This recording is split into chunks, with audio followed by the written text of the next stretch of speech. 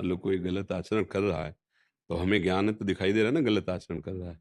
पर हमको बस ऐसे देखना है कि जैसे बिजली है ना, वो हीटर में गर्म कर रही है, इसमें ठंडा कर रही है, तो ये यंत्र का गुण है, बिजली का स्वभाव नहीं। ये बिजली नहीं गरम ठंडी है, जिसमें जैसा गई वो वैसा ही रूप धारण कर लेती है। तो सतोगुण, रजोगुण, तमोगुण का ये प्रभाव है कि रजोगुण तमोगुण से मिक्स होकर के मलिन आचरण कर रहा है, पर उसके अंदर शुद्ध परमात्मा तत्व विराजमान है।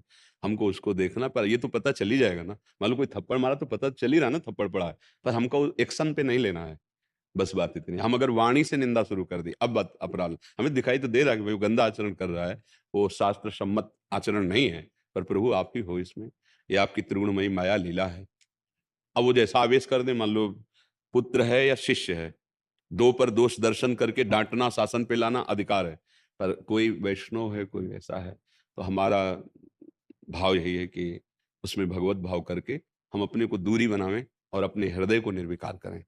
अगर हम ऐसे देखेंगे तो पूरा जगत रचा है गुण और दोष से। शुद्ध सोने का कोई आभूषण नहीं बनता है, उसमें कुछ न कुछ मिलावट करके ही उसकी आकार वृत्ति दी जाती है। कुंडल है, कंकण है, कुछ न कुछ उसमें मल होता है, तभी वो आकार धारण करता है।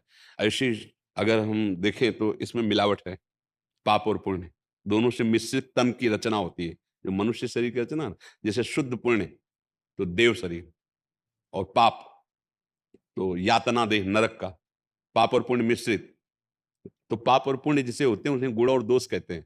तो गुण और दोष का स्वभाव रहेगा ना, तो हमको क्या कहना है? गोस्वामी जी कह रहे जड़ चेतन गुण दोष में विश्व कीन करतार, संत हंस गुण गाये पे परिहरि बारी विकार। दो चीजें, गुण और दोष, दोष रूपी विकार है और गुण भी है। तो जैसे दूध और पानी मिला दे तो हंस का स्वभाव होता है दूध पी लेना, पानी छोड़ देना। ऐसे ही हमको अपना स्वभाव रखना पड़ेगा। कुछ जिस व्यक्ति में दोष है उसमें कुछ गुण भी है, हम उनको स्वीकार कर लेते हैं और दोष की तरफ से उदासीन हो जाते हैं। तेरे भावे जो करे भलो बुरो संसार, नारायण तू बैठ के अपनो भुवन भुआर। नारायण स्वामी कह रहे अपने हृदय को ठीक करे, पर दिखाई तो देगा ही, ऐसा तो नहीं कि नहीं दिखाई देगा। तो अंदर मनन होगा ही कि ये आचरण वैष्णव का तो नहीं है, पर हम कहेंगे नहीं, हम अपने को सुधारेंगे। हाँ, वो हमारे से यदि प्रियता रखते हैं तो हम डायरेक्ट उससे कहेंगे, उसकी बात दूसरे से नहीं कहेंगे। जैसे मान लो आपको लग रहा है कि प्रणाम महाराज, हम किसी निंदा की भावना से नहीं कह रहे प्रभु, पर हमारे मन में बात आई, तो आप या तो इसका निरूपण करें और या आप सुधार कर लें। अपनापन करके उसी से बात करना, वो तो कहीं तक चलेगा। लेकिन आप किसी दूसरे से उसकी निंदा कर दे, फिर वो आपके सुकृत नष्ट करने वाला बनेगा। तो ऐसा भाव है। वैसे कोशिश तो यही कि हमें सब जगह भगवान का भाव रखना है, क्योंकि है जड़ चेतन गुण दोषमय है, गुण दोषमय दोनों से बला हुआ है।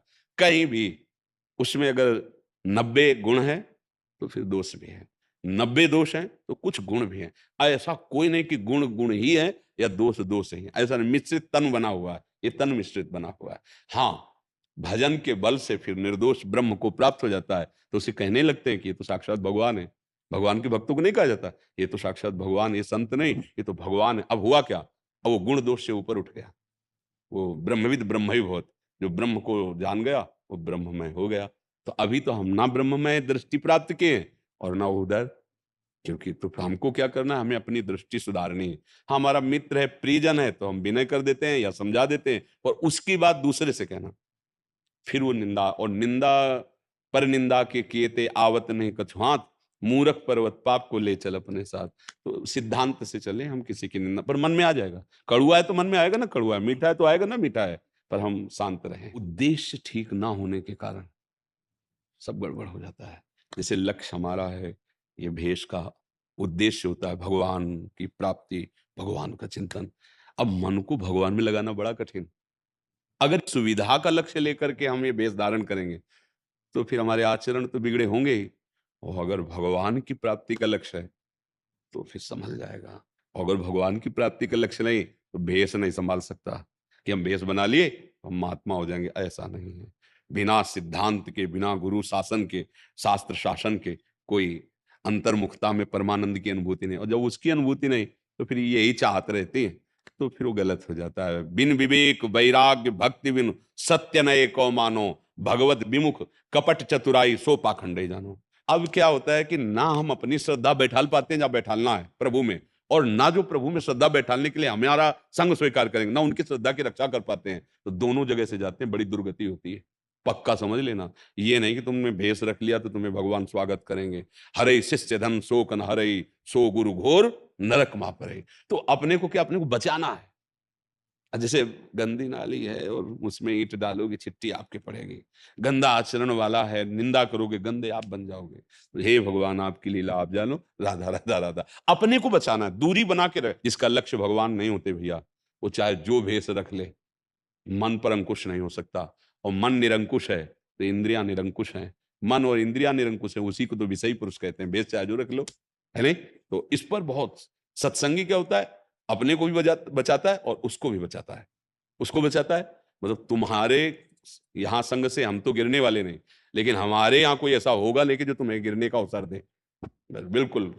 तो धर्म विरुद्ध आचरण जहां भी दिखाई दे तो तजिए ताहि कोटि बैरिशम, यद्यपि परम सनेही, जाके प्रिय न राम वेदे। गोसाई जी कह रहे हैं कोई भी हो जिसके संग से, चाहे वो वस्तु हो, व्यक्ति हो, स्थान हो, कोई भी हो, हमारा भगवत चिंतन छूटने लगे, धर्म विरुद्ध आचरण दिखाई देने लगे, हम संग नहीं करेंगे।